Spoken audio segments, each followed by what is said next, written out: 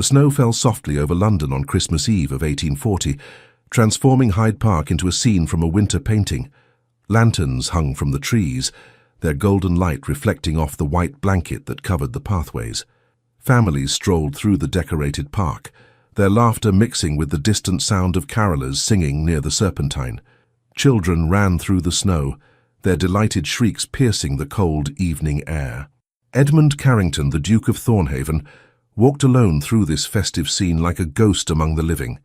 At 32, Edmund cut an imposing figure, tall and broad-shouldered, with dark hair that fell slightly over his forehead, and grey eyes that could freeze a man with a single glance.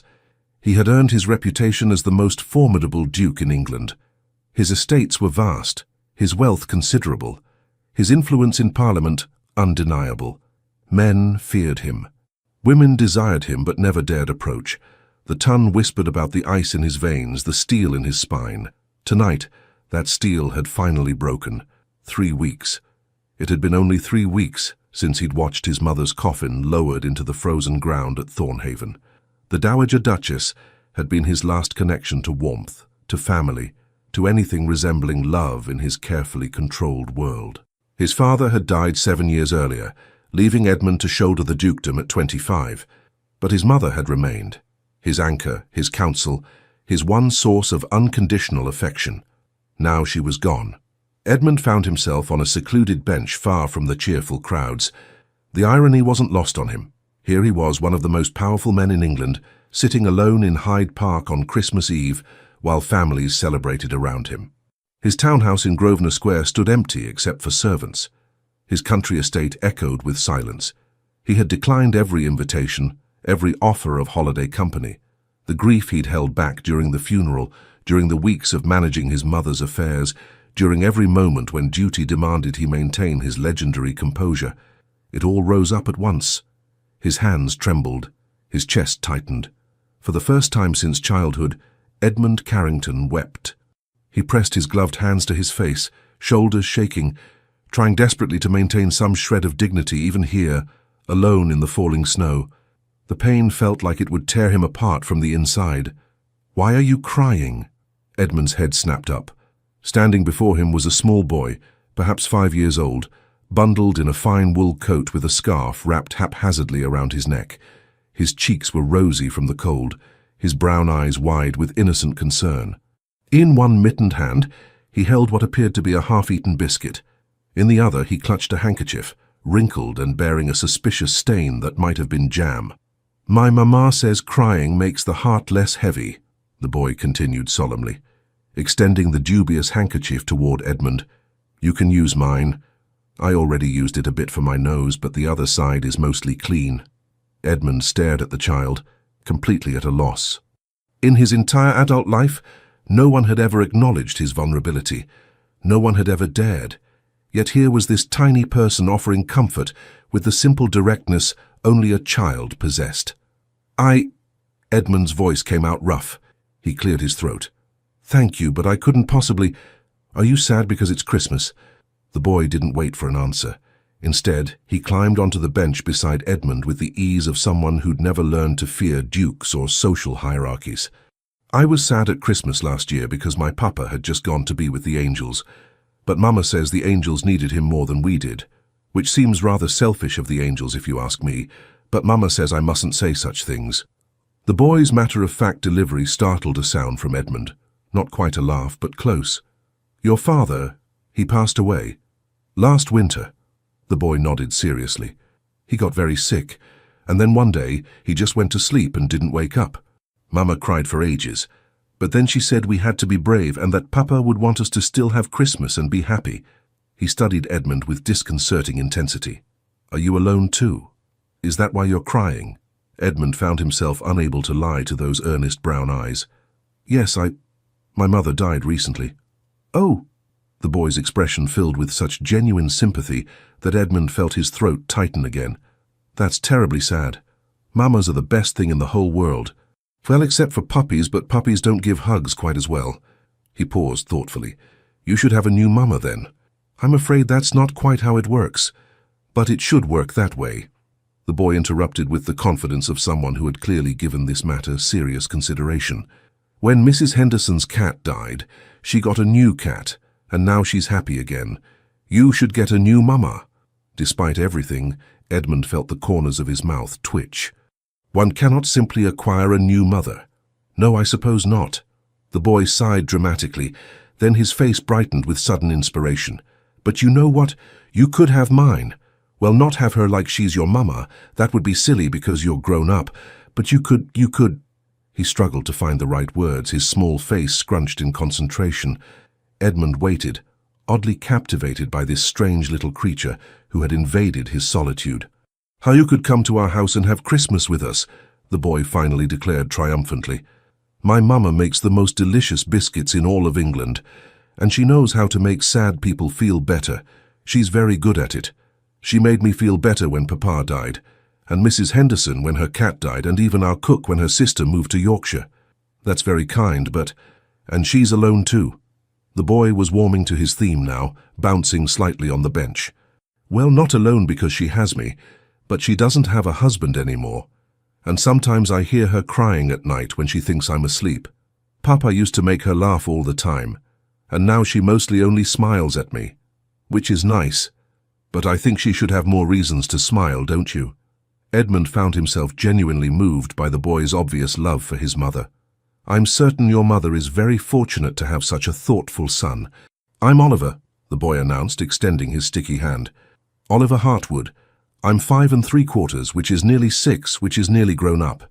Edmund shook the small hand gravely. Edmund Carrington. I'm 32, which I'm told is actually grown up, though some days I wonder. Oliver's eyes grew round. Carrington? Like the Duke of Thornhaven? Mama pointed out your house once when we drove past Grosvenor Square. She said you're the most important duke in all of London. One of them, perhaps. Did you know, Oliver leaned in conspiratorially, that your house has 17 chimneys? I counted them. Well, Mama counted them because I can only count to 10 properly, but I helped. Edmund felt something warm and unfamiliar bloom in his chest, something that felt dangerously close to affection. This ridiculous, wonderful child with his biscuit crumbs and his earnest concern and his complete lack of fear was exactly what Edmund's frozen heart needed at this moment. Oliver! Oliver! A woman's voice called out, tinged with panic. Oliver Hartwood, where have you gone? That's Mama! Oliver jumped up, still holding Edmund's hand. Mama, Mama, over here! I've found someone who needs your help! Edmund tried to stand, to compose himself, to somehow transform back into the formidable Duke of Thornhaven before this woman arrived, but Oliver's grip on his hand was surprisingly strong, and his face was still wet with tears, and there was absolutely no way to salvage his dignity. A figure emerged from between the trees, moving quickly through the snow. She was petite, wrapped in a dark blue cloak, her bonnet slightly askew as if she'd been running. As she came closer, Edmund could see she was perhaps 28 or 30, with delicate features and brown eyes that currently reflected both relief at finding her son and alarm at the situation she'd found him in. She stopped dead when she saw Oliver holding hands with a tall, dark-haired gentleman whose expensive greatcoat and aristocratic bearing were unmistakable even through his obvious distress. Oliver! Her voice came out as a mortified whisper. What are you? Your Grace! She recognized him, and her face flooded with color. I am so terribly sorry. Oliver, release His Grace's hand this instant. But, Mamma, he's sad, Oliver protested, tightening his grip on Edmund's hand. His mama died just like Papa did, and he was crying all alone, and it's Christmas Eve, we can't just leave him here. The woman, Mrs. Hartwood, Edmund's mind supplied, looked like she wanted the ground to swallow her whole. Oliver, His Grace is... The Duke has...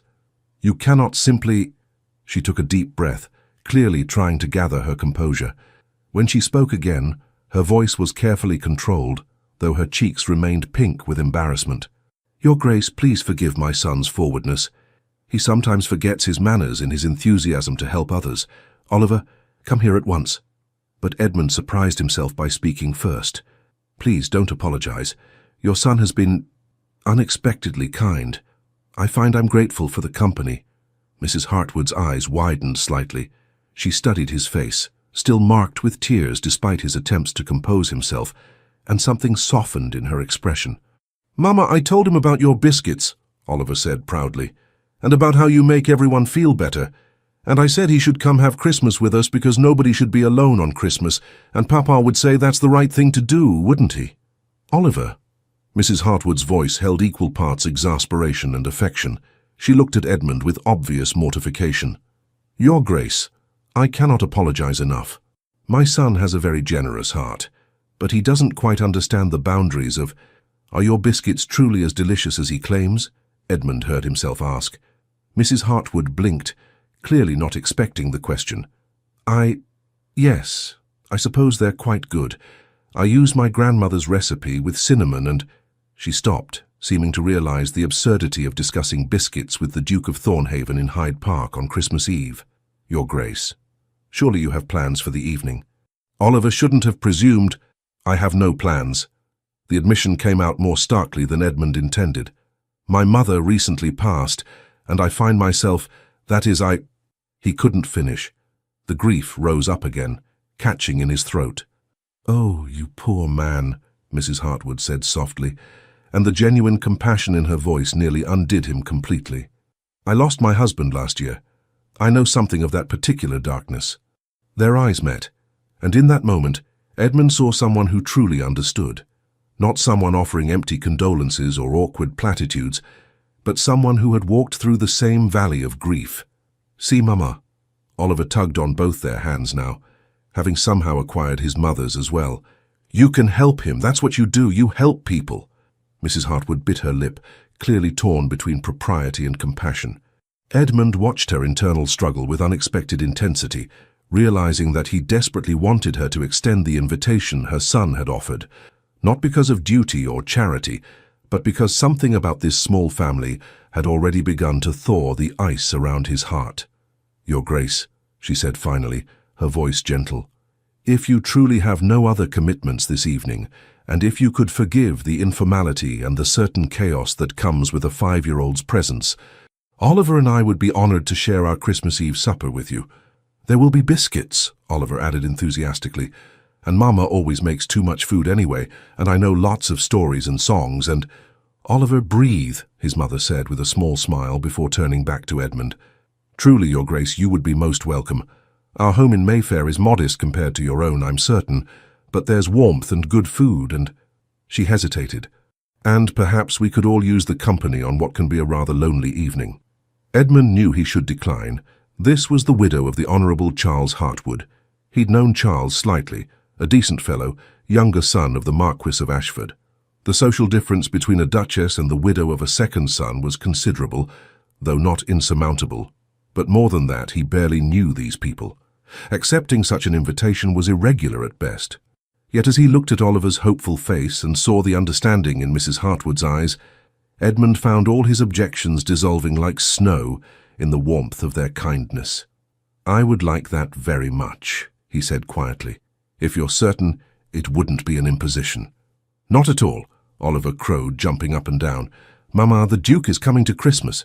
Papa would be so happy. Remember how he always said we should help people who are sad?" Mrs. Hartwood's eyes grew bright with unshed tears, but she smiled. "Yes, darling. Papa would indeed be very happy." She turned to Edmund and her smile softened. "Come then, Your Grace. Our house is just a short walk from here. And please, call me Amelia. I think if we're to share Christmas Eve, we can dispense with some formalities." "Edmund," he replied, feeling something loosen in his chest. "Please, call me Edmund." Oliver grabbed both their hands again, beginning to pull them along the snowy path. "This is going to be the best Christmas ever. Wait until you see our parlour.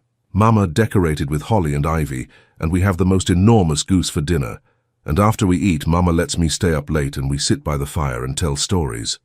As they walked through Hyde Park, Oliver chattering between them, Edmund caught Amelia's eye over the boy's head. She gave him a small, understanding smile that seemed to say, "I know this is strange, but perhaps strange is exactly what we both need tonight." And for the first time in 3 weeks, perhaps for the first time in years, Edmund felt something besides the cold emptiness that had become his constant companion. He felt hope. The Hartwood house on Upper Brook Street in Mayfair was indeed modest compared to Edmund's Grosvenor Square mansion, but it radiated a warmth that his grand townhouse had never possessed. As they entered, Oliver announced loudly, "We're home, and we brought the Duke." An elderly butler appeared, his eyes widening at the sight of Edmund. "Your Grace, Madam, I wasn't aware we were expecting—" "Neither was I, Matthews," Amelia said with a slightly helpless laugh as she removed her cloak. "But it seems Oliver has appointed himself matchmaker for lonely souls on Christmas Eve." "I'm not a matchmaker," Oliver protested, struggling out of his coat. "I'm a helper. There's a difference." Edmund found himself smiling, actually smiling, as he handed his greatcoat to the stunned butler. The entrance hall was decorated with garlands of holly and ivy, and the scent of cinnamon and roasting meat wafted from somewhere deeper in the house. "Mama, can we show His Grace, I mean Edmund? Can we show Edmund the parlour? And can he see my toy soldiers, and can we have the biscuits now?" "Oliver, take a breath," Amelia said, though her tone was affectionate. "Edmund has only just arrived. Perhaps we should let him—" "I would love to see the toy soldiers," Edmund said, surprising himself with his own eagerness. There was something about Oliver's enthusiasm that was utterly infectious. Oliver's face lit up like one of the Christmas lanterns. "Really? They're upstairs in my room. Papa gave them to me before he—" The boy's face sobered slightly. "Before he went away. But they're very fine soldiers. Come on." Before Amelia could protest, Oliver had grabbed Edmund's hand and was pulling him toward the stairs. "Oliver, His Grace might not wish to climb stairs immediately upon arrival." "It's quite all right," Edmund assured her, allowing himself to be tugged along. "I believe I'm about to receive a military briefing." He glanced back to see Amelia standing in the hall, her hand pressed to her mouth, her eyes bright with what might have been tears or laughter, or both. She looked beautiful in her uncertainty, and Edmund felt an odd flutter in his chest before Oliver's insistent pulling drew his attention back to the stairs. The boy's bedroom was exactly what one would expect. A warm space with a small bed, shelves of books, and a corner dedicated to an impressive array of wooden soldiers arranged in careful formation. "You see," Oliver said seriously, dropping to his knees beside the soldiers, "these are the infantry and these are the cavalry, and this one here with the fancy hat is the general. Papa taught me all about battles and strategy. Do you know about battles?" Edmund lowered himself to sit on the floor beside the boy, his expensive trousers be damned. "I know a bit. My father was quite interested in military history." "Was he?" Oliver's eyes lit up. "Did he fight in battles?" "No, but he studied them extensively. He particularly admired Wellington's strategies." "Wellington? The one who beat Napoleon?"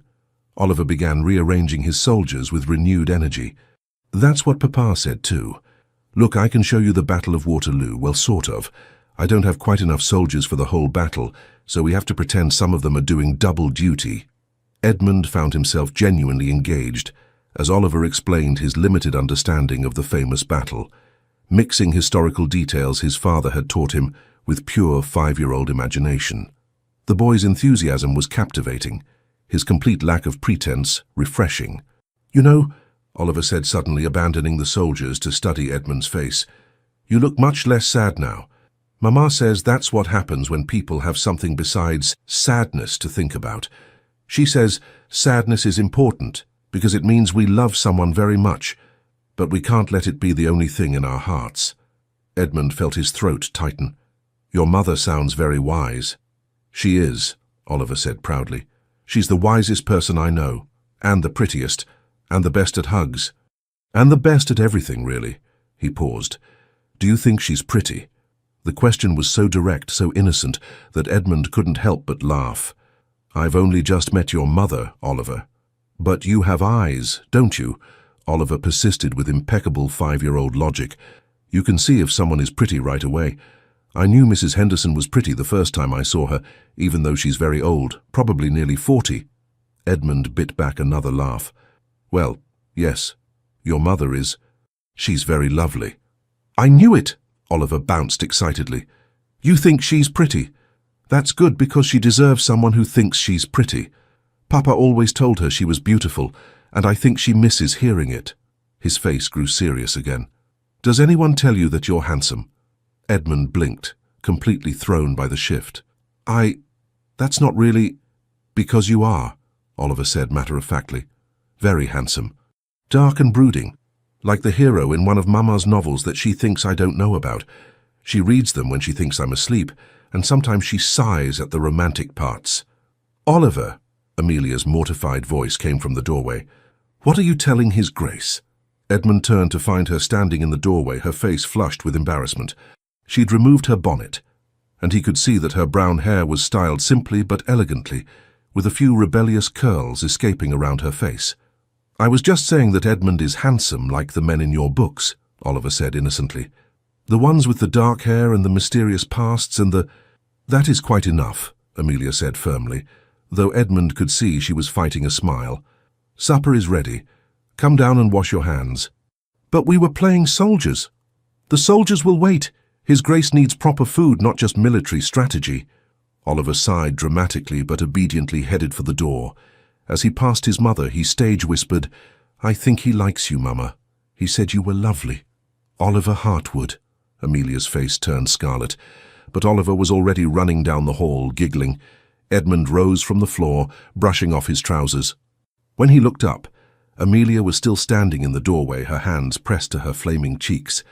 I am so terribly sorry, she said. He has no filter whatsoever. His father used to say Oliver could charm a bishop and scandalize a duchess in the same breath. Please don't apologize. Edmund moved toward her, keeping a respectful distance. He's wonderful, actually. I can't remember the last time I laughed so much in such a short span of time. Amelia's embarrassment softened into something gentler. He has that effect on people. Even in the darkest days after Charles died, Oliver somehow found ways to make me smile. She paused, studying Edmund's face. You do look better, less haunted. I feel better, Edmund admitted, which is rather remarkable considering I met your son approximately 30 minutes ago, and he proceeded to announce that I should acquire a new mother, appropriate his own mother for my benefit, and drag me upstairs to discuss military tactics. Amelia laughed, a genuine warm sound that seemed to fill the house. That does sound like Oliver.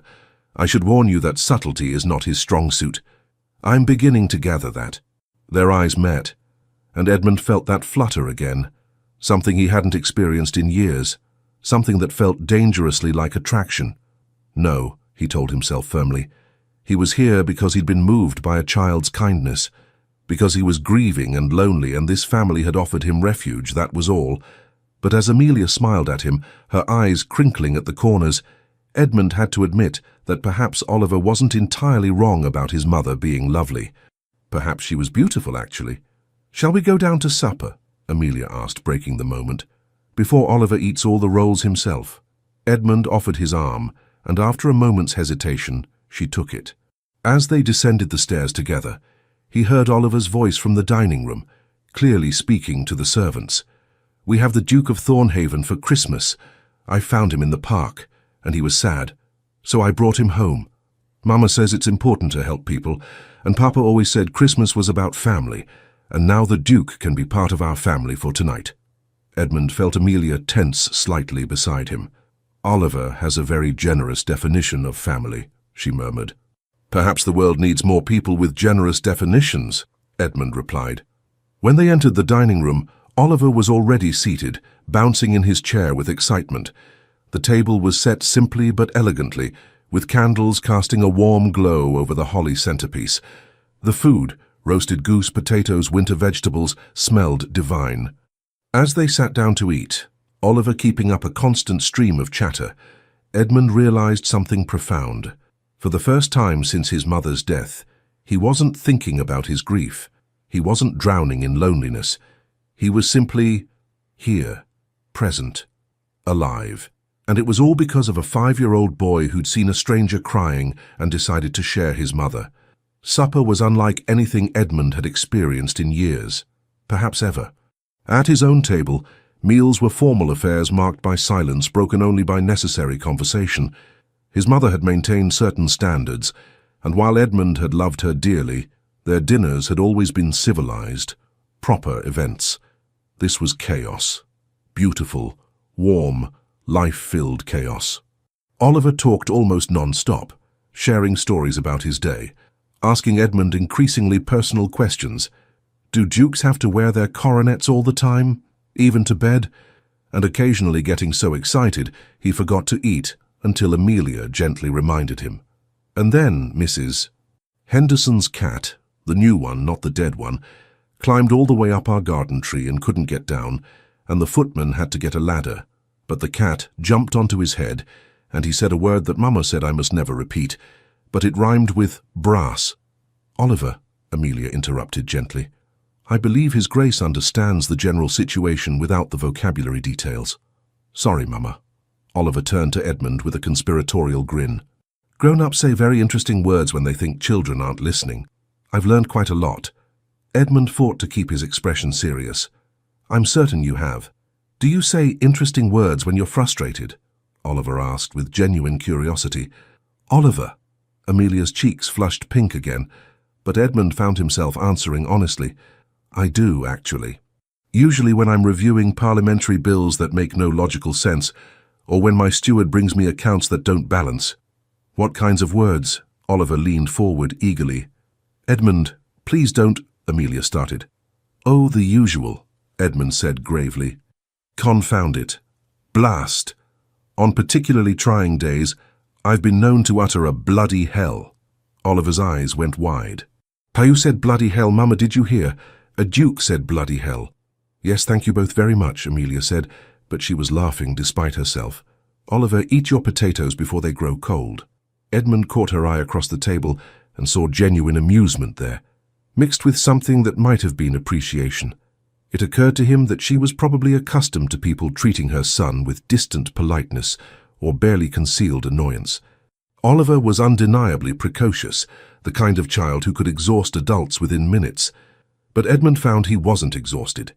Instead, he was energized in a way he hadn't felt in months, perhaps years. Oliver's relentless curiosity, his complete lack of pretense, his unconditional affection already extended to a virtual stranger. It was also refreshingly genuine. Tell me about your soldiers, Oliver, Edmund said, partly to give the boy an outlet for his energy and partly because he genuinely wanted to know. Did your father teach you about military history? Oliver's face lit up, but there was a shadow of sadness behind his excitement. Oh yes, Papa loved history. He said it was important to learn about the past so we could understand the present. He told me all about Wellington and Nelson and... The boy's voice caught slightly. He was going to take me to see the Tower of London. We were going to go next spring, but then he got sick. Amelia reached across the table to squeeze her son's hand. Papa would have loved that outing very much. I miss him, Oliver said softly, his usual exuberance momentarily dimmed. Especially at Christmas, he always made Christmas so magical. Edmund felt the familiar ache of grief rise in his chest, but this time it was mixed with empathy for this small boy who understood loss far too early in life. I understand. I miss my mother terribly, especially today. Oliver looked up at him, and in that moment something passed between them, a recognition of shared pain, of understanding that transcended age and circumstance. But you know what, Oliver said, his voice brightening with characteristic resilience. We're both here now and we're not alone anymore. At least not tonight. And I think that's what Papa and your Mama would want, for us not to be alone. The simple wisdom of it struck Edmund like a physical blow. This child, this wonderful, instinctive, emotionally intelligent child, had somehow articulated exactly what Edmund needed to hear. You're absolutely right, Edmund said, his voice rough with emotion. I think our parents would be very pleased with this arrangement. See, Mama, Oliver turned to his mother triumphantly. I told you it was the right thing to invite him. You did indeed, darling. Amelia's eyes were suspiciously bright. You have your father's kind heart. And your wisdom, Oliver added seriously. Papa always said you were the wisest person he knew. He said marrying you was the smartest thing he ever did. Amelia blinked rapidly, clearly fighting tears. Did he now? Oh, yes. He told me the night before he died. He said, Oliver, you must always take care of your Mama. She's precious beyond measure. So I try very hard to take care of you, Mama, even though I'm only 5 3/4. The child's sincerity was almost unbearable in its sweetness. Edmund watched Amelia struggle to compose herself, saw the love and grief and pride warring on her face. You do an excellent job, my love, she whispered. Edmund found himself profoundly moved by the obvious bond between mother and son. They had weathered devastating loss together, yet here they were, still loving, still laughing, still opening their home to a stranger in need. It was a kind of courage Edmund hadn't encountered in his privileged world of balls and political maneuvering. The conversation gradually shifted to lighter topics. Oliver wanted to know everything about Edmund's life. What was it like being a duke? Did he have horses? How many rooms did his house have? Did he have any brothers or sisters? Alas, no, Edmund answered. I was an only child. I would have liked a brother or sister growing up. You can share me, Oliver announced. I've always wanted an older brother. Well, technically I wanted a younger brother so I could be in charge, but an older one would be good too, especially if he's a duke. That would make me terribly important at school. Oliver, you cannot simply claim his grace as a brother, Amelia said, though her tone was more amused than reproving. Why not? We're having Christmas together. That's what families do. Edmund found himself saying, I would be honored to be considered your friend, Oliver, and friends are rather like family in their own way. The boy's face transformed with joy. Really? We're friends? Mama, did you hear? The Duke of Thornhaven is my friend. I heard, darling. I'm certain the entire street heard. After supper, true to Oliver's prediction, they retired to the parlor where a cheerful fire crackled in the grate. The room was cozy and inviting, decorated with evergreen boughs and red ribbons. A small tree stood in the corner, festooned with paper decorations that had clearly been made by childish hands. I made those stars, Oliver said proudly, pointing to the somewhat lopsided ornaments. And those angels? Well, Mama says they're angels. They're supposed to have wings, but mine look more like arms that are too long. But Mama says they're perfect anyway. They are perfect, Amelia confirmed, because you made them with love. Edmund studied the tree, thinking of the elaborate decorations that adorned Thornhaven at Christmas. Expensive glass ornaments imported from Germany, ribbon that cost more per yard than most families spent on food for a week. This simple tree with its homemade decorations was worth far more. Do you have a tree at your house? Oliver asked. Edmund realized with a pang that he didn't.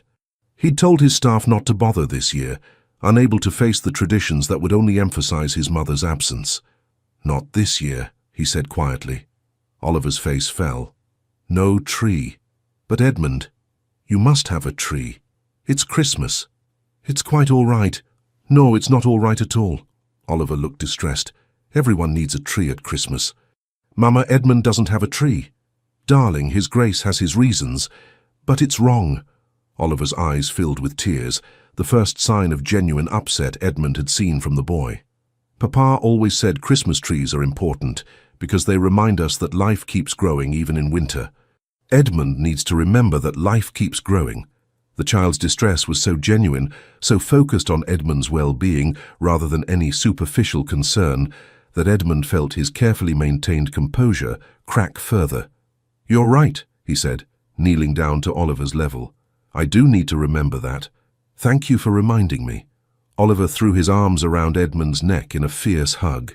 You can share our tree, and next year you'll have your own. Promise me you'll have your own. Edmund found his arms coming up to hold the small body, felt the boy's rapid heartbeat against his chest.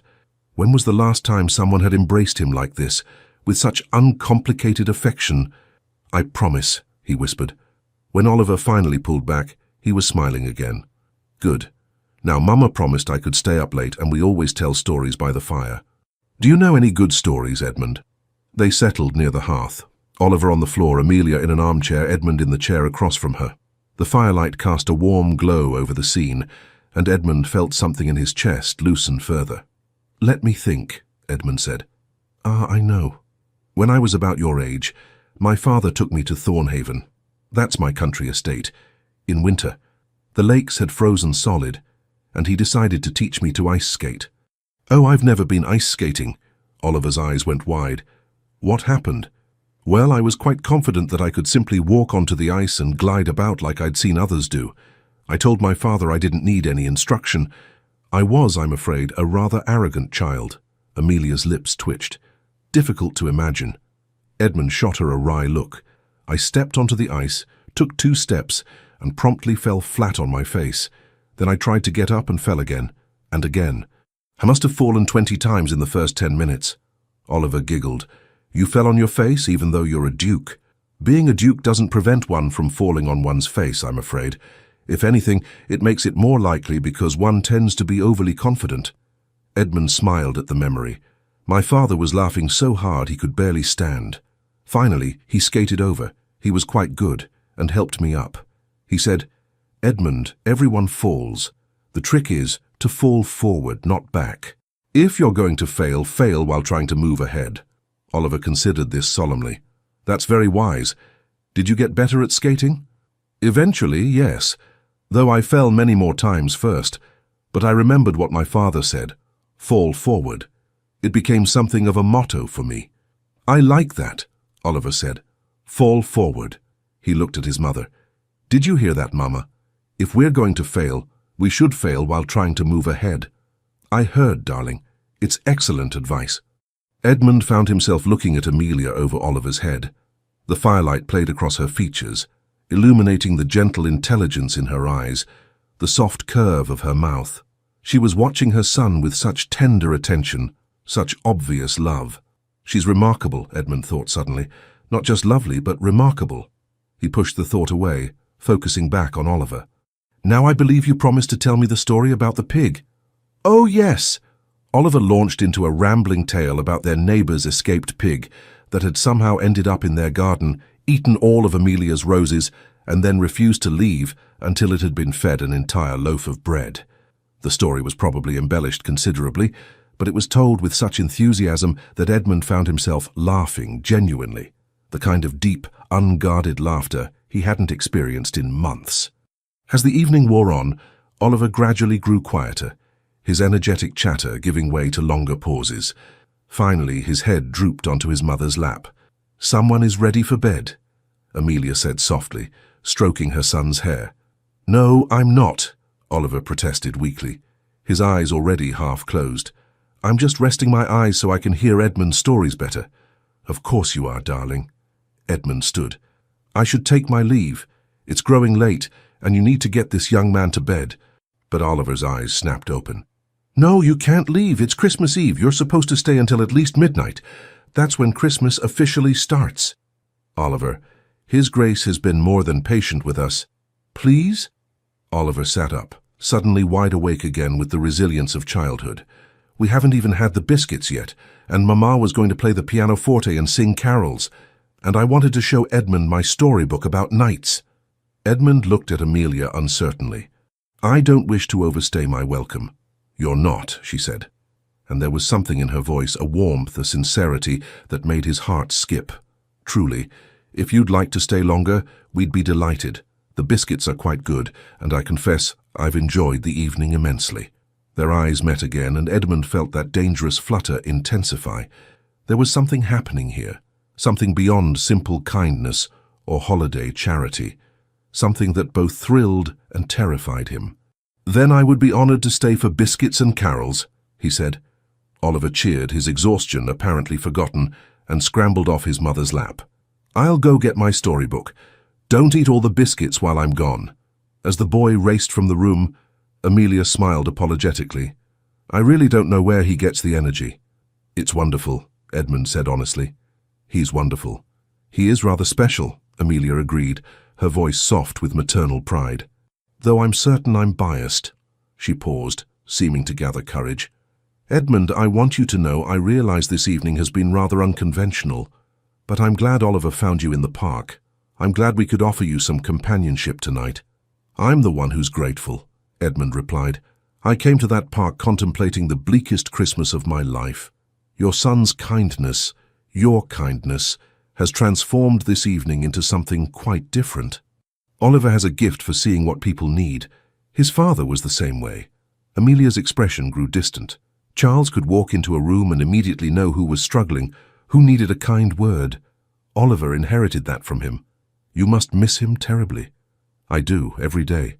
She looked at Edmund directly. "But grief is a strange companion, isn't it? Some days it's overwhelming, and other days it's just a dull ache.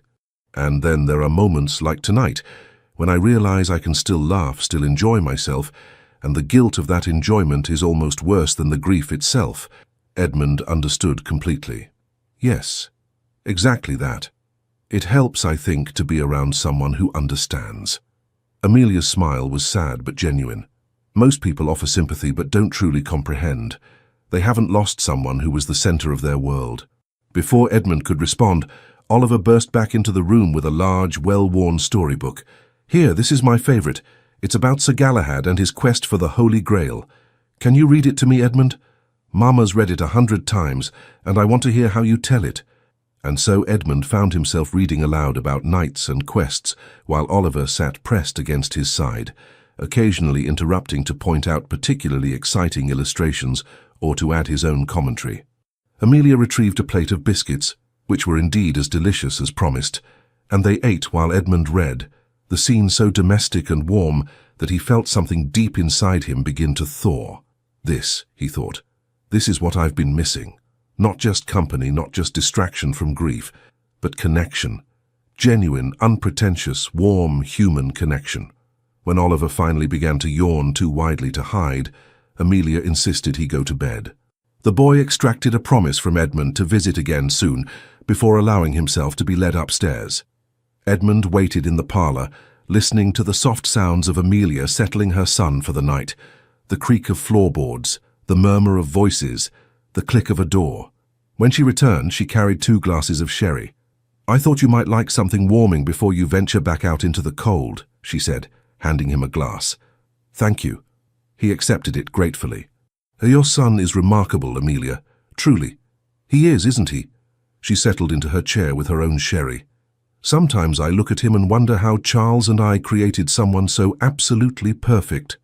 Perfect is the right word. His emotional intelligence, his kindness, his joy, they're extraordinary." Amelia looked at him with something that might have been surprise. Most people find him exhausting. Too loud, too curious, too much. Then most people are fools. She laughed softly. "Perhaps. But it's kind of you to say." She paused, studying him with those perceptive brown eyes. "You're different than I expected, Your Grace." "Edmund, please." "Edmund, then.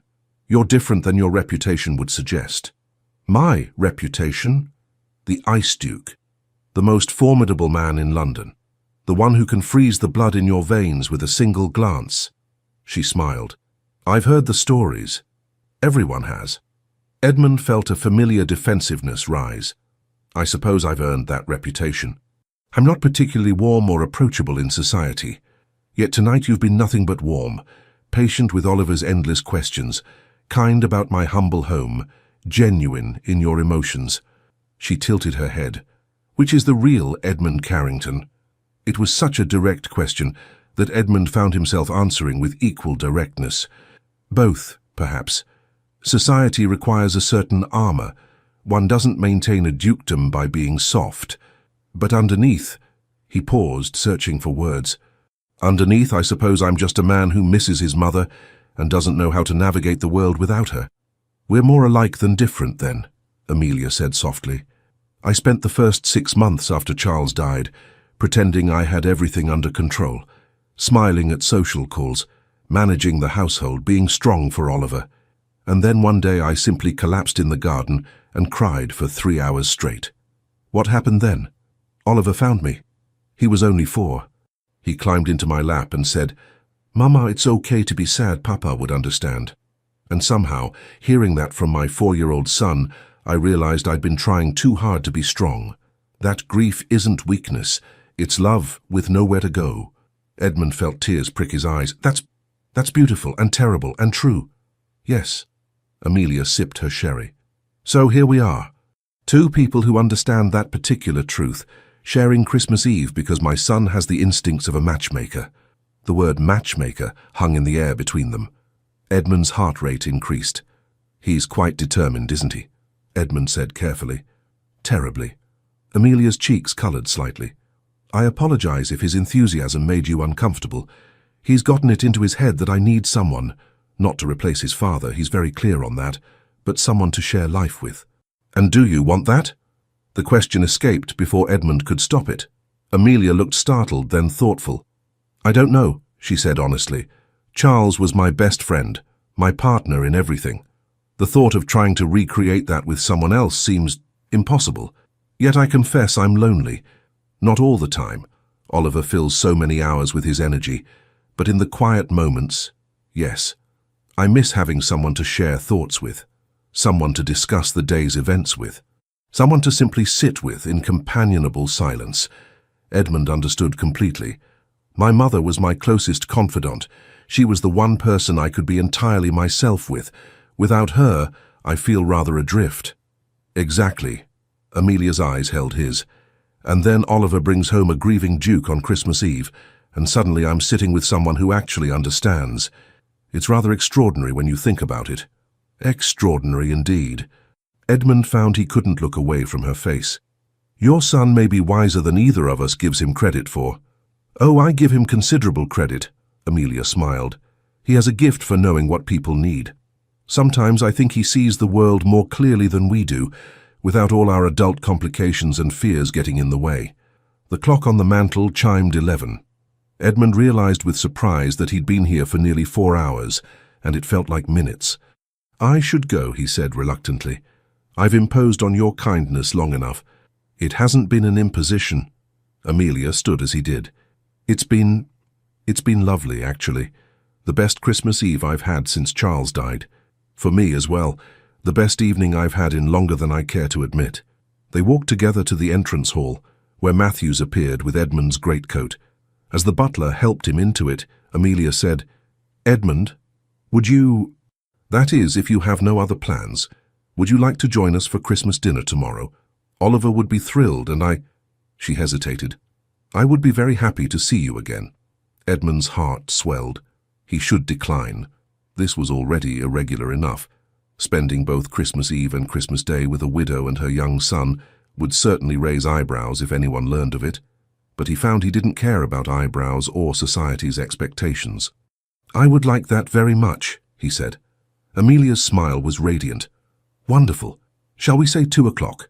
That gives Oliver time to terrorize his presence in the morning and hopefully wear himself out somewhat. 2 o'clock, Edmund agreed.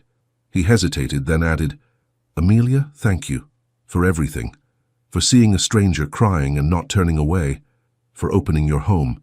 For sharing your son. For understanding. Thank you for accepting our invitation. For being kind to Oliver, for... She paused, something soft and uncertain crossing her face. For reminding me that there can still be joy in life. Their eyes held for a long moment, and Edmund felt something shift irrevocably in his chest. This wasn't just gratitude or appreciation for kindness. This was something more, something that both excited and terrified him. Good night, Amelia. Good night, Edmund. Merry Christmas. As he walked through the cold night air back to his empty townhouse, Edmund's mind was full of brown eyes and warm laughter, and a 5-year-old boy who'd seen a grown man crying and decided to share his mother. For the first time in 3 weeks, Edmund went to bed not thinking about death and loss, but about life and possibility. And tomorrow, he would see them again. Edmund woke on Christmas morning with a lightness in his chest that had been absent for months. The grief was still there. He suspected it always would be, but it was accompanied now by something else. Anticipation. Hope. The memory of Oliver's earnest face as he'd offered his handkerchief. Amelia's understanding smile across the dinner table. The warmth of their home, so different from his own grand, echoing spaces. He spent the morning reviewing correspondence and attempting to focus on estate matters, but his mind kept wandering to Upper Brook Street. Finally, he gave up the pretense of work and devoted himself to the more pressing matter of gifts. Showing up to Christmas dinner empty-handed would be unconscionable, but what did one give to a widow and her precocious son?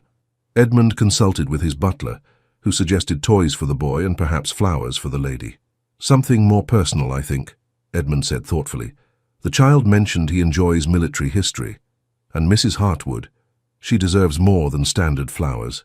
By the time he left for the Hartwood residence, Edmund carried a carefully wrapped box containing a complete set of lead soldiers, more detailed and historically accurate than Oliver's wooden ones, and a leather-bound first edition of a collection of poetry by William Wordsworth for Amelia.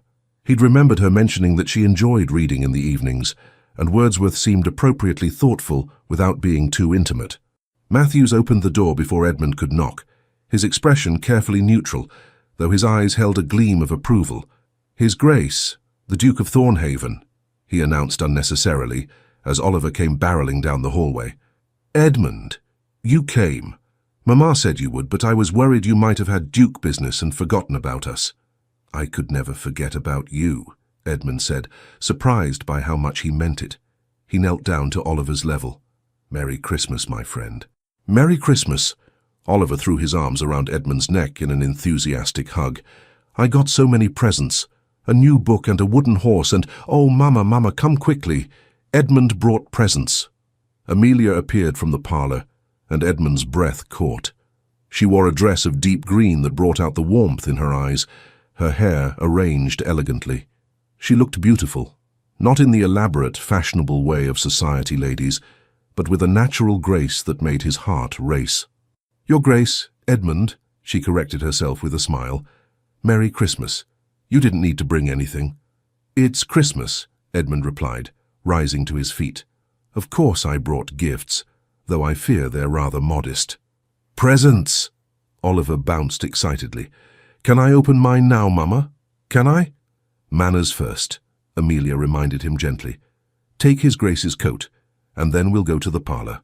Oliver carefully took Edmund's greatcoat, which immediately dragged on the floor given the boy's height, and handed it to Matthews with exaggerated ceremony before grabbing Edmund's hand. "Come on. We have a goose again, and Mama made plum pudding, and there's so much food I'll probably explode, but in a good way." The parlor was warm and festive, decorated with the same simple charm as the previous evening. A modest pile of presents sat beneath the tree, and Edmund noticed that Oliver had already opened several. "Father Christmas was very generous this year," Amelia said, following his gaze, "though I suspect he might have gone slightly overboard." "Father Christmas knows that Oliver deserved extra presents for being such a good boy," Oliver announced confidently, "and because he was very good at cheering up sad dukes." Edmund laughed. "I cannot argue with that logic."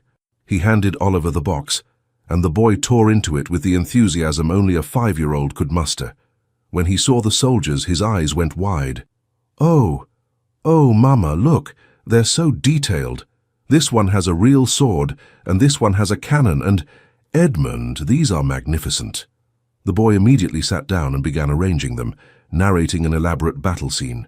Edmund watched with satisfaction, then turned to offer Amelia her gift. "This is far too generous," she protested, but she was already carefully unwrapping the book. When she saw the title, her eyes lit up. "Wordsworth. Edmund. This is beautiful. A first edition? I recalled you mentioning that you enjoy reading. I thought you might appreciate it." "I do, very much." She ran her fingers over the leather binding with obvious appreciation. "This is incredibly thoughtful. Thank you." Their eyes met, and Edmund felt that flutter again, stronger now, more insistent. He was beginning to recognize it for what it was. Attraction. Deep, genuine attraction to this woman who combined kindness with intelligence, strength with vulnerability. "I have something for you as well," Amelia said, seeming flustered. She retrieved a small package from beside the tree. "It's nowhere near as grand as your gifts, but..." Edmund opened it to find a pair of hand-knitted gloves, the wool soft and expertly crafted. "Did you make these?" "I did. I wasn't certain what to give a duke who undoubtedly has everything, but I noticed your gloves last night were rather worn, and I thought..." She trailed off, embarrassed. "It's foolish, really. You probably have dozens of fine leather gloves." "These are perfect," Edmund interrupted. "Truly, the most thoughtful gift I've received in years." He tried them on. They fit perfectly, the wool warm against his skin. "How did you know my size?" "I'm rather observant," Amelia said with a small smile. "An unexpected benefit of managing a household. One learns to judge measurements." "Edmund," Oliver called, "you must come see how I've arranged the cavalry. They're about to charge the infantry." Edmund joined the boy on the floor, and soon they were both engrossed in an elaborate battle reenactment. Amelia watched them with an expression Edmund couldn't quite read, something between amusement and wistfulness. Dinner was another warm, chaotic affair. Oliver kept up his constant chatter, this time mixing Christmas excitement with detailed questions about Edmund's estates. How many horses do you have? 100? 1,000? And his life in general. Do you have to go to parties all the time? That sounds exhausting. Unless there's cake at the parties, cake makes everything better. After the meal, Oliver insisted on showing Edmund every single one of his Christmas presents, providing detailed explanations and demonstrations. Edmund found himself genuinely interested, asking questions that made the boy beam with pride. "You're very good with him," Amelia said quietly, when Oliver had run upstairs to fetch yet another toy. "Most adults have lost patience by now." "He's easy to be good with," Edmund replied. "He's enthusiastic and curious and surprisingly wise for his age. I find myself enchanted, I suppose, by his view of the world." Charles felt the same way. Amelia's voice was soft. "He used to say that Oliver reminded him why life was worth living, because our son sees wonder in everything. Your husband sounds like he was a remarkable man." "He was. Kind, intelligent, funny. He made every day feel like an adventure." She paused. "I never expected to be a widow at 28. Never imagined raising Oliver alone. Some days it still doesn't feel real." Edmund moved closer, his voice gentle.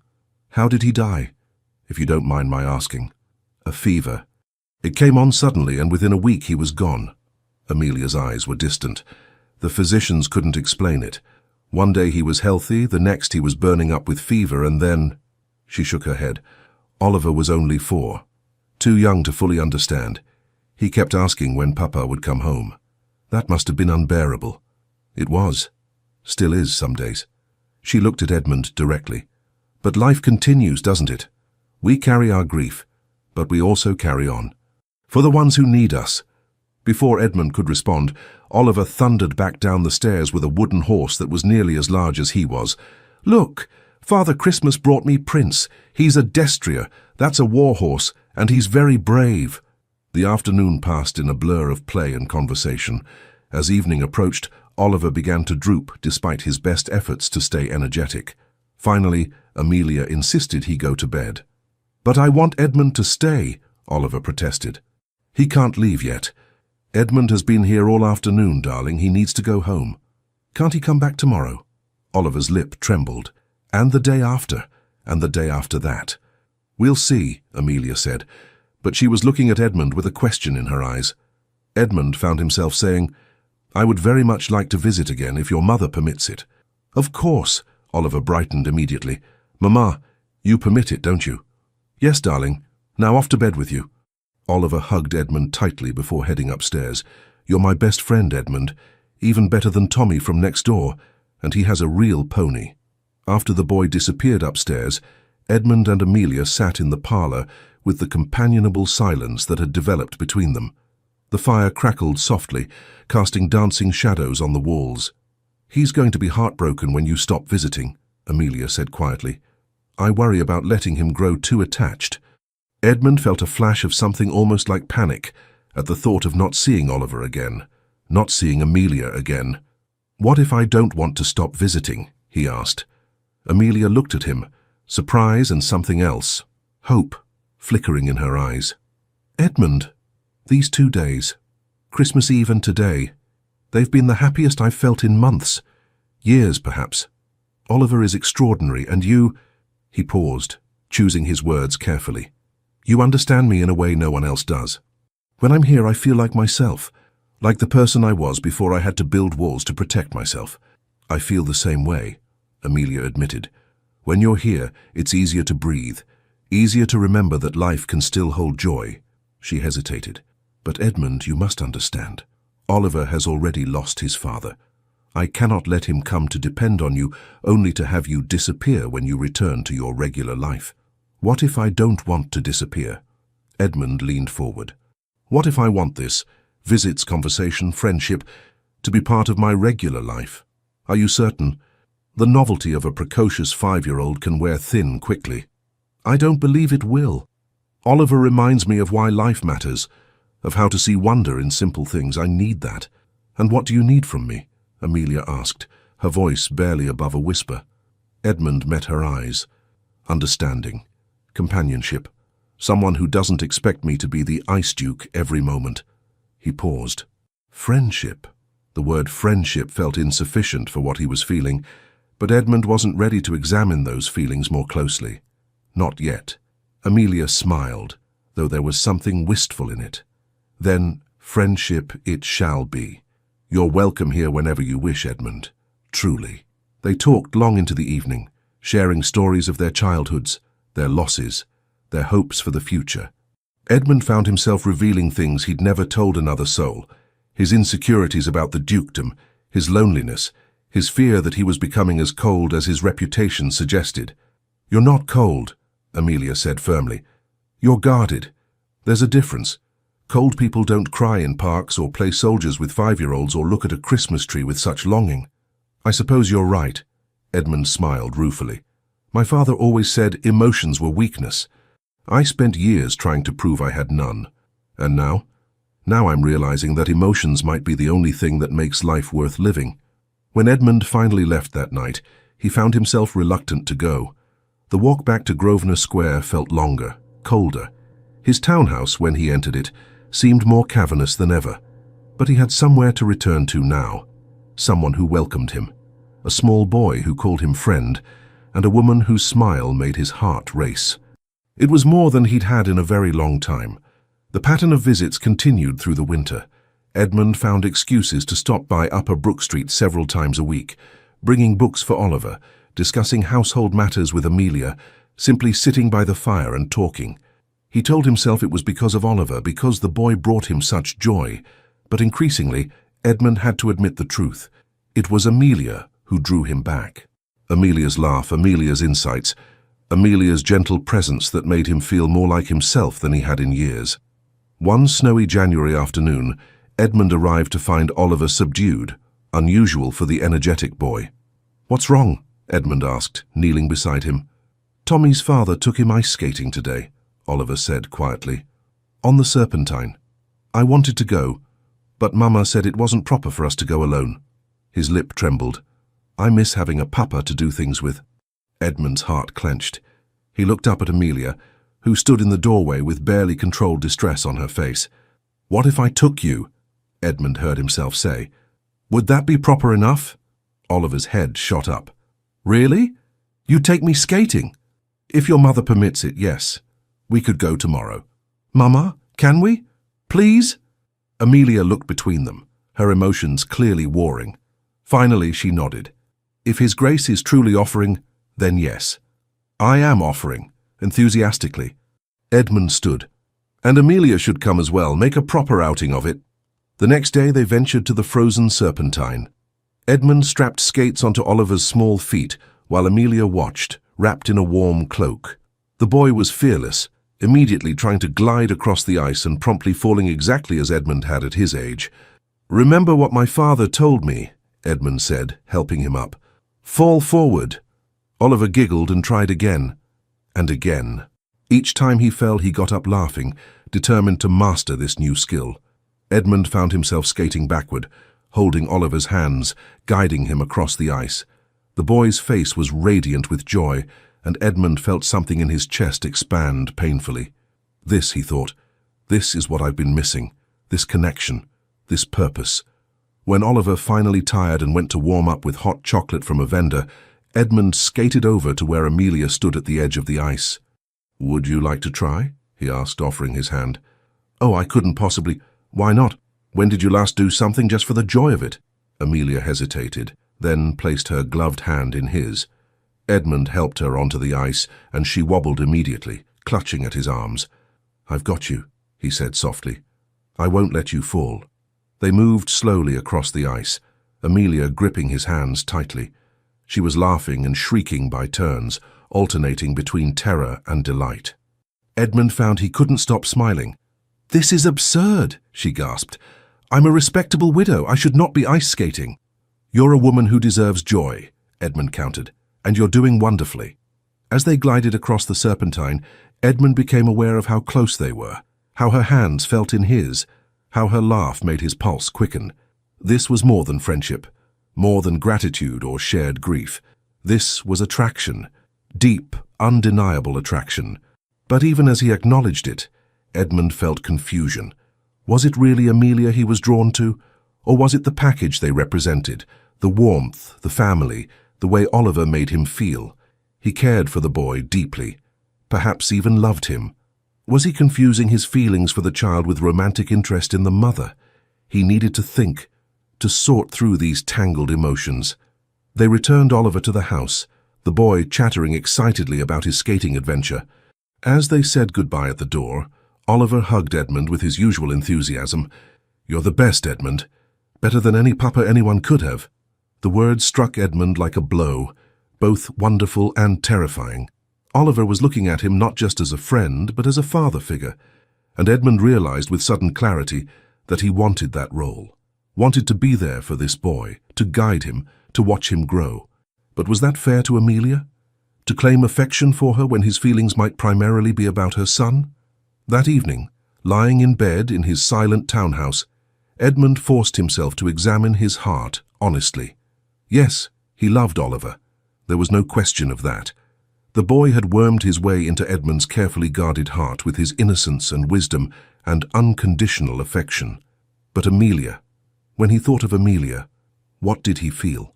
He pictured her smile, the way her eyes crinkled when she laughed, the gentle way she corrected Oliver without crushing his spirit, her intelligence when they discussed books or politics, the courage it took to continue living fully after devastating loss. And more than that, the way his heart raced when she entered a room, the way he found excuses to be near her, the way he'd caught himself staring at her lips and wondering what they would feel like against his. This wasn't just gratitude or situational attachment. This was love. He was falling in love with Amelia Hartwood. The realization should have terrified him more than it did. Instead, Edmund felt a curious sense of rightness, as if everything had been leading to this moment. But what about her? Did she feel the same? Or was he simply a convenient friend, someone to help fill the gaps left by her husband's death? Edmund resolved to proceed carefully, to continue visiting, to deepen their friendship, to let his feelings develop naturally. And perhaps in time, he would know if Amelia could ever see him as more than Oliver's friend. He had no way of knowing that Amelia, lying in her own bed across London, was grappling with her own revelation, that the Duke of Thornhaven had become far more than a friend, and she had no idea what to do about it. February brought warmer days and the first hints of spring. Edmund's visits to Upper Brook Street had become a fixture of his routine, so much so that his household staff no longer batted an eye when he announced he was going out to visit friends. Lady Thornbury, his godmother, and one of the most formidable matriarchs in London society, was less sanguine about the situation. "Edmund," she said one afternoon, having cornered him at a parliamentary function, "there are rumours circulating about your frequent visits to the Hartwood residence." Edmund kept his expression neutral. "Mrs. Hartwood is a friend. Her son is delightful company. I'm certain they are both lovely." Lady Thornbury's eyes were shrewd. "But you must understand how it appears. A duke, still in mourning for his mother, spending excessive time with a young widow? Society will talk. Society always talks. Yes, but usually not about you. You've built a reputation for being above reproach, Edmund. Don't compromise that for what?" Edmund's voice hardened. "For friendship? For the first genuine happiness I've felt in years?" Lady Thornbury softened slightly. "I'm not trying to be cruel, my dear. I'm trying to protect you. If you have intentions toward Mrs. Hartwood, that's one thing. But if you're simply enjoying the novelty of domestic life, you're being unfair to her, and to her son." Her words struck uncomfortably close to Edmund's own fears. "I would never hurt them. Not intentionally, perhaps. But Edmund, you must ask yourself, what exactly are your intentions? Because that boy has clearly adopted you as a surrogate father, and his mother looks at you with more than simple friendship." "Does she?" Edmund wanted to ask. But he wouldn't reveal his uncertainty to Lady Thornbury. "I'm sorting through my feelings," he said stiffly. "I would appreciate your discretion while I do so." "You have it, always." Lady Thornbury squeezed his arm. "But Edmund, sort quickly. The longer this continues without clarity, the more difficult it becomes for everyone involved." The conversation haunted Edmund for days. He knew his godmother was right. He couldn't continue in this limbo forever. But every time he resolved to have a serious conversation with Amelia about his feelings, something stopped him. What if she didn't feel the same way? What if their friendship was enough for her, and his confession ruined everything? More terrifying still, what if she did have feelings for him, but only because he provided stability and companionship in her widowhood, not because of any genuine romantic attachment. The answers came unexpectedly on a grey March afternoon. Edmund arrived at Upper Brook Street to find the house in unusual chaos. Matthews looked flustered as he opened the door. "Your Grace, perhaps this isn't the best time—" Mama, it hurts!" Oliver's wail came from upstairs. Edmund didn't wait for permission. He took the stairs 2 at a time, following the sound to Oliver's room.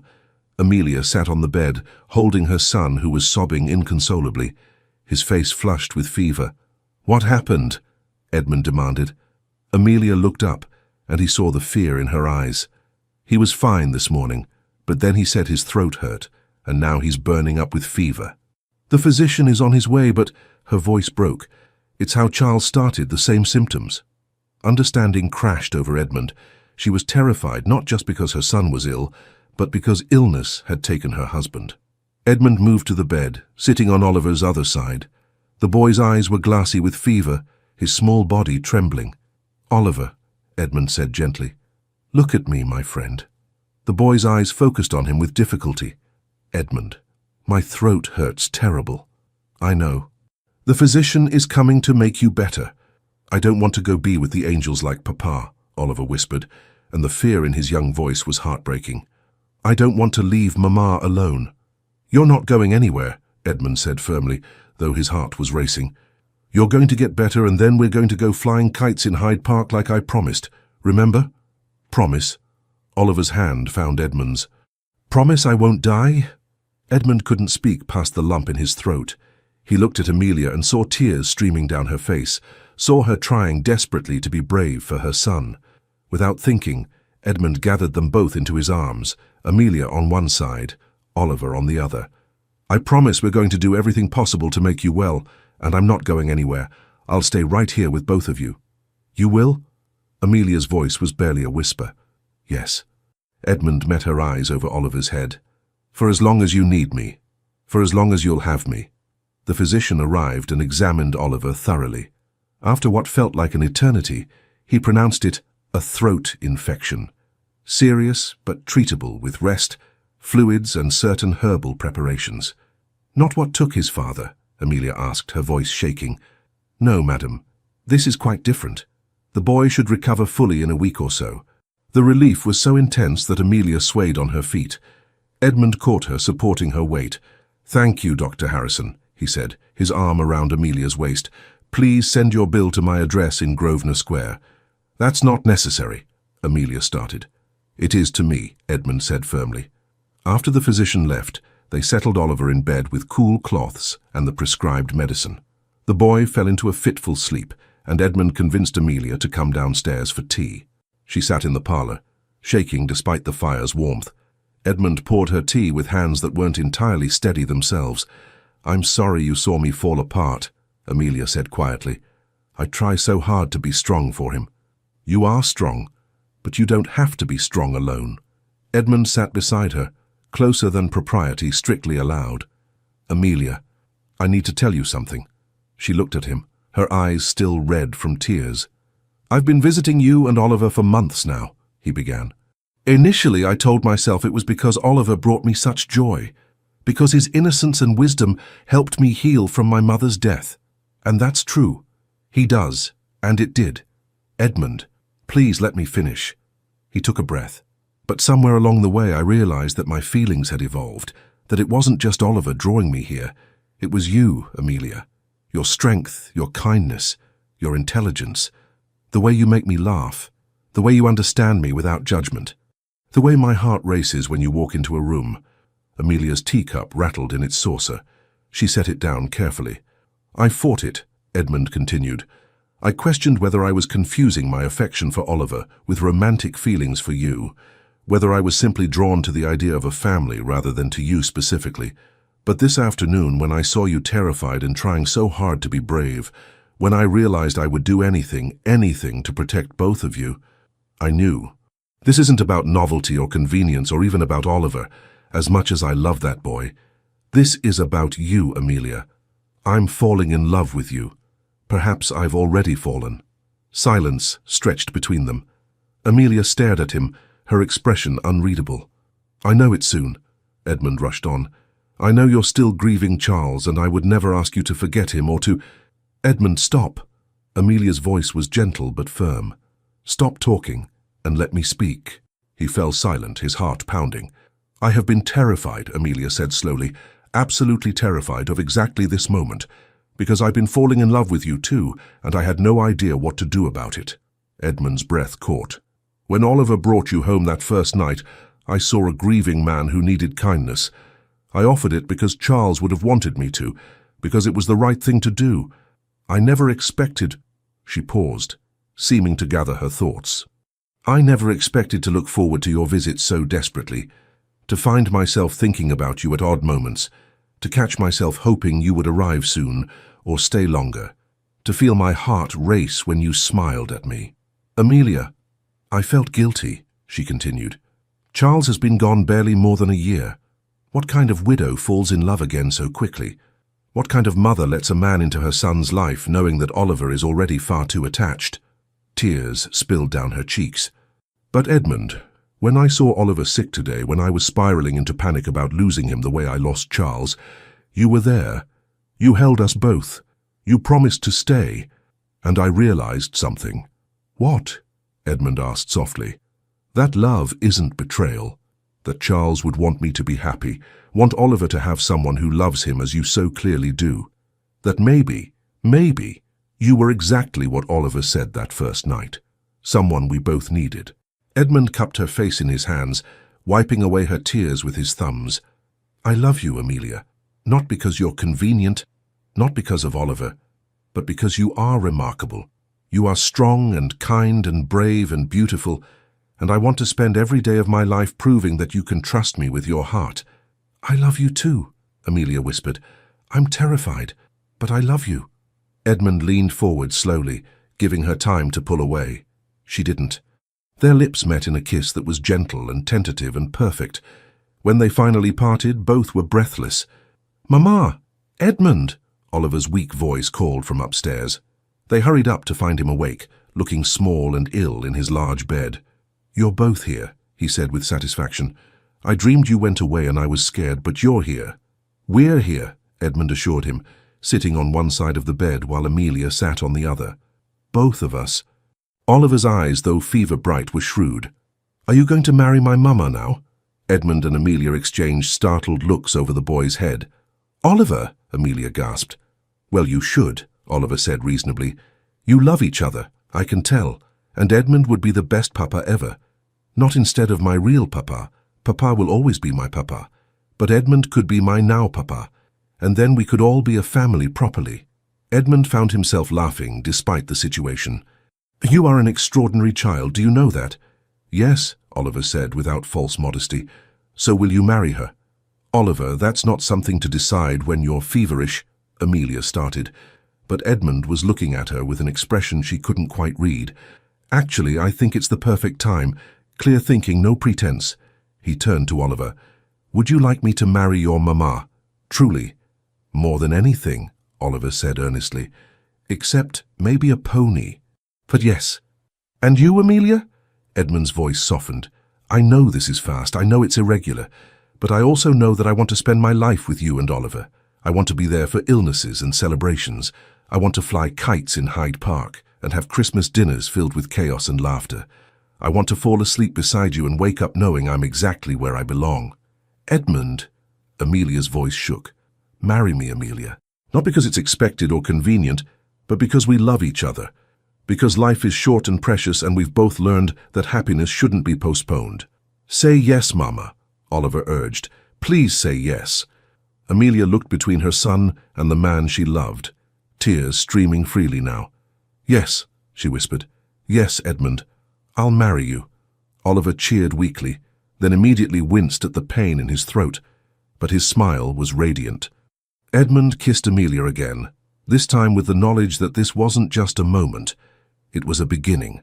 The wedding took place 6 weeks later in the private chapel at Thornhaven, Edmund's country estate. The delay was to allow Oliver to fully recover and to prepare the estate for its new mistress. It was a small affair.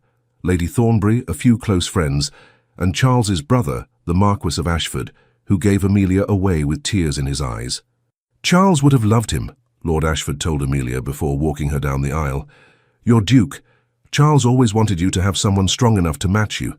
I think Edmund fits that description. Oliver served as ring-bearer, taking his duties with adorable seriousness. He'd insisted on wearing his finest suit and had practiced walking slowly so many times that he could do it in his sleep. When Amelia appeared in the chapel doorway in her white dress, Edmund felt his breath catch. She was beautiful, not just in appearance, but in the way she looked at him with complete trust and love. The ceremony was traditional, but infused with personal touches. Oliver stood between them, one hand in each of theirs, as the vicar pronounced them husband and wife. When Edmund kissed his bride, Oliver cheered loudly, causing laughter to ripple through the small gathering. "Are you my papa now?" Oliver asked Edmund immediately after. "If you'd like me to be," Edmund replied, kneeling to the boy's level. "I'd like it very much." Oliver threw his arms around Edmund's neck. "I love you, Papa Edmund." Edmund's eyes filled with tears, happy tears this time. "I love you too, my boy." The reception was held in Thornhaven's grand ballroom, though the small group of guests made it feel intimate rather than echoing. Oliver charmed everyone with his enthusiasm, regaling Lady Thornbury with tales of how he'd brought Mamma and Edmund together on Christmas. "Is that so?" Lady Thornbury said with amusement. "You fancy yourself quite the matchmaker, young man." "I don't fancy myself anything," Oliver said seriously. "I just knew Edmund was sad and Mamma was lonely, and they both needed each other. It was obvious." "Obvious indeed," Lady Thornbury agreed, her eyes twinkling. She leaned down conspiratorially. "You did an excellent job, Oliver. Your new father is a good man and he'll take excellent care of you and your mother."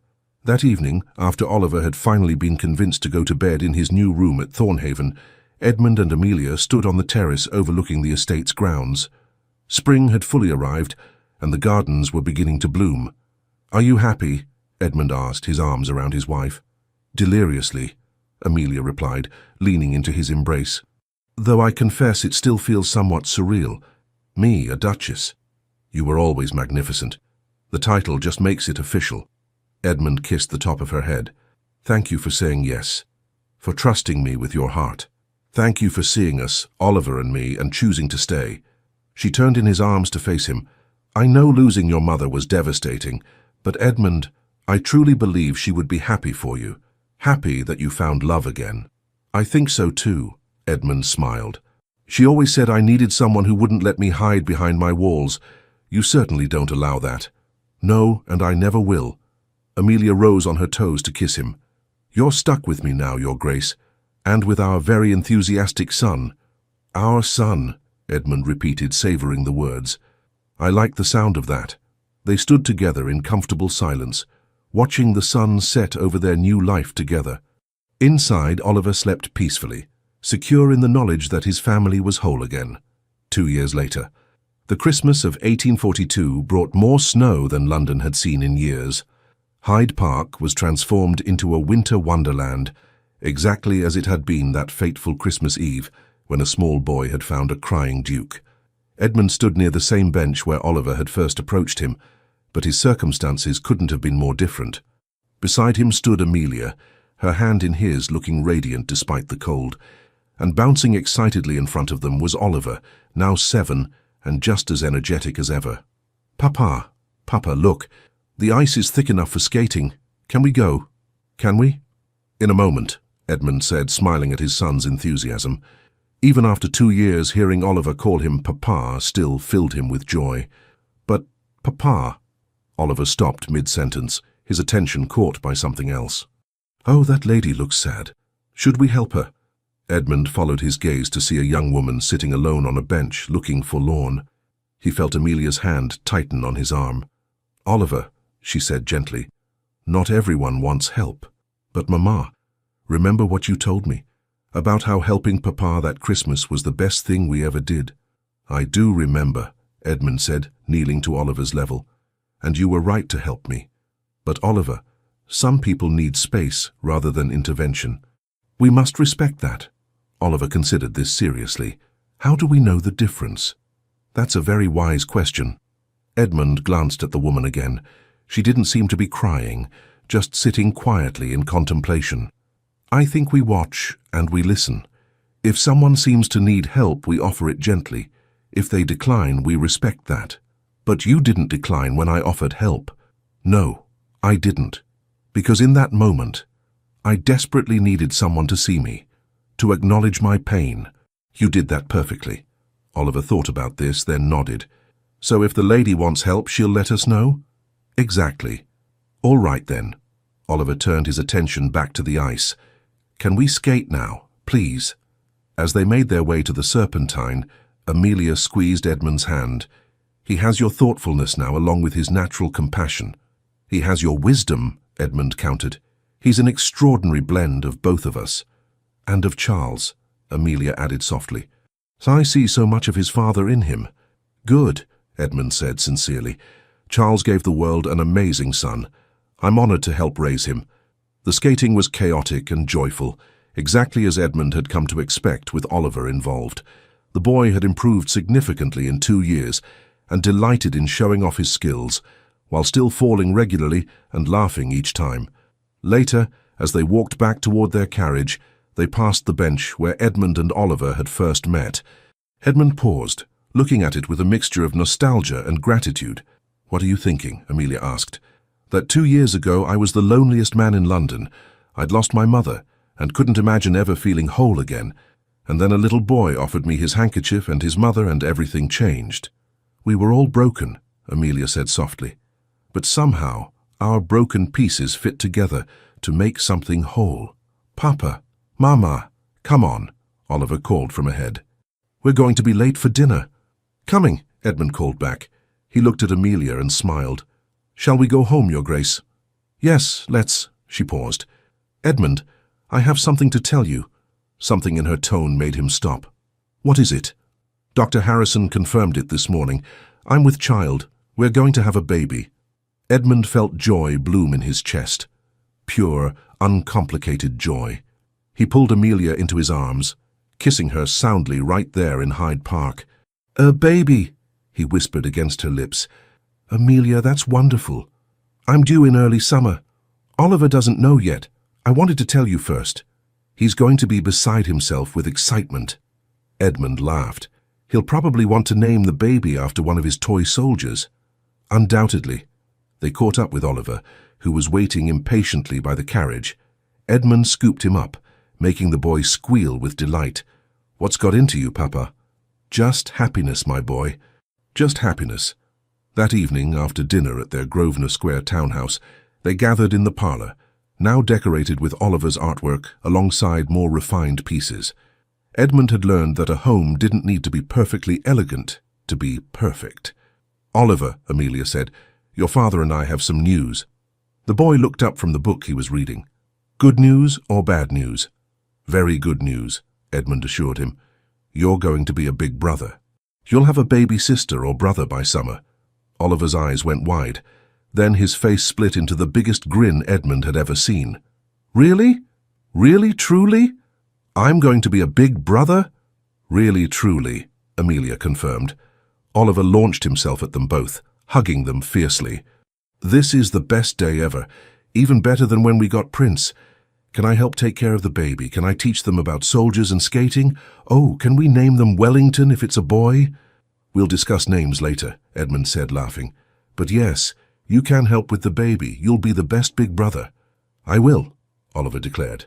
I'll protect them and teach them everything, and I'll tell them about how I found Papa crying in the park and brought him home and— He stopped suddenly, looking between his parents with unusual seriousness. I did good, didn't I? That day in the park? Edmund felt his throat tighten with emotion. You did more than good, Oliver. You saved me. Both of you did. We saved each other, Amelia said softly. All of us. Later, after Oliver had finally gone to bed, with strict instructions to be woken immediately if the baby decided to arrive early, Edmund and Amelia sat together on the sofa. The fire crackled softly, casting warm shadows on the walls. Do you ever wonder, Amelia asked, what would have happened if Oliver hadn't been quite so impulsive that day? If he'd listened when I told him not to approach you? I try not to, Edmund admitted. Because the alternative, a life without you and Oliver, is unbearable to contemplate. I feel the same. She rested her head on his shoulder. I spent so long after Charles died thinking I would never be happy again, that I'd spend my life going through the motions for Oliver's sake. And then you appeared, sad and vulnerable and nothing like the Ice Duke everyone warned me about, and everything changed." "The Ice Duke," Edmund said wryly. "I haven't heard that epithet in months. Perhaps I've finally lived it down." "Oh, you're still formidable in Parliament," Amelia assured him with a smile. "Lady Thornbury told me you reduced Lord Wessex to stammering just last week with a single raised eyebrow. Lord Wessex was proposing legislation that would have hurt tenant farmers. He deserved the eyebrow." Amelia laughed, that warm, genuine laugh that Edmund loved so much. "My fierce, protective husband, who plays dolls with our son and cries at sentimental novels." "I don't cry at novels," Edmund protested. "You absolutely do, I've seen you." "Well, perhaps occasionally, when they're particularly moving." They sat in comfortable silence for a while before Edmund spoke again. "Amelia, thank you." "For what?" "For giving me a second chance at family, at love, at life, really. For trusting me enough to let me be Oliver's father. For loving me despite all my flaws and fears." "Edmund, you have it backward." Amelia turned to face him fully. "You're the one who gave us a second chance. You could have walked away that first night, dismissed us as a curiosity. But you stayed. You kept coming back. You chose us, again and again, until we finally had the courage to choose you back." "I think," Edmund said thoughtfully, "that we chose each other. All three of us. For soon," he added, placing his hand gently on Amelia's stomach. "For soon," she agreed, covering his hand with hers. On a warm June day in 1843, Catherine Amelia Carrington entered the world with a healthy cry that could be heard throughout Thornhaven. Oliver was instantly smitten with his baby sister, insisting on being involved in everything from nappy changes to feedings. "She's perfect, Mama," he whispered, watching Catherine sleep in her cradle. "Even better than a pony." Edmund stood behind his son, one hand on the boy's shoulder. In the bed, Amelia smiled tiredly, more beautiful than he'd ever seen her. "What do you think, Papa?" Oliver asked. "Do you think Catherine will want to learn about soldiers when she's bigger?" "I think Catherine will want to learn about whatever her brilliant big brother wants to teach her," Edmund replied, "even if she'd rather learn about dolls and tea parties." Oliver wrinkled his nose. "Even then, because the best gift you can give your sister is accepting her for whoever she becomes." Oliver considered this seriously. "That's what you did for me, isn't it? Accepted me even when I was loud and asked too many questions?" "You were never too loud or too curious," Edmund said firmly. "You were exactly perfect as you were, just as Catherine is perfect now." Later, when Oliver had been convinced to go play in the garden, Edmund sat beside Amelia's bed, holding Catherine while his wife rested. "She has your eyes," Amelia murmured drowsily. "She has your nose," Edmund countered. "And your beauty. It's too soon to tell whose features she'll have. I don't care whose features she has. She's ours, and she's perfect." Amelia's eyes drifted closed, but she was smiling. Edmund sat in the quiet room, holding his daughter, and marveled at the unlikely path that had led him here. 2.5 years ago, he'd been sitting on a bench in Hyde Park, drowning in grief, convinced he would spend the rest of his life alone. He'd had no idea that a 5-year-old boy with jam on his handkerchief and an overly generous heart was about to change everything. "Thank you, Oliver," Edmund whispered to the sleeping baby. "Your brother saved me before you were even born. He taught me how to love again, and now I get to love you too." Catherine made a small noise in her sleep, her tiny hand wrapping around Edmund's finger with surprising strength. From the garden, Edmund could hear Oliver's laughter as he played with the new puppy they'd gotten him, a consolation for sharing his parents' attention. Through the window, he could see Amelia's roses blooming in the summer sun. This was home. This was family. This was love. All because one small boy had seen a stranger crying and decided that what he needed most was family, biscuits, and unconditional kindness. Edmund smiled, pressing a gentle kiss to Catherine's forehead. Sometimes the most magnificent transformations began with the smallest acts of compassion.